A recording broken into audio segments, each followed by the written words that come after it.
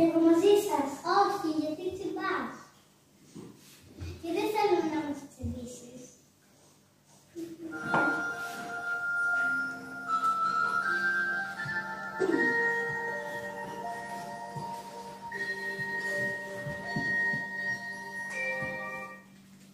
Μερικές φορές και τα ζωάκια κάνουν λάθη. Κανείς δεν πρέπει να είναι μόνος.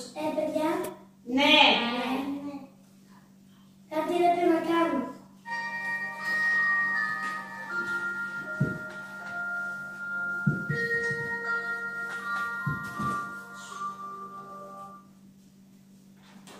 Γεια σας ζωάκια. Νομίζω έχετε αφήσει κάποιον μόνο. Ναι, γιατί τσιμπά. Ο Πατζόκυλος δεν τσιμπάει αν δεν νιώθει επίθεση. Τσιμπάει μόνο όταν νιώθει επίθεση. Θέλει να γίνει φίλος της.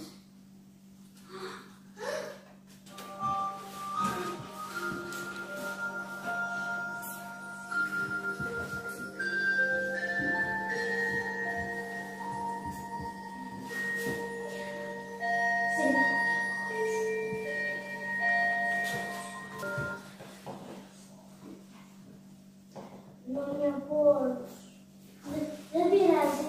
Θέλεις να πάμε να βρούμε, θέλεις να πάμε να βρούμε και τα άλλα ζωάκια για να παίξουμε? Ναι.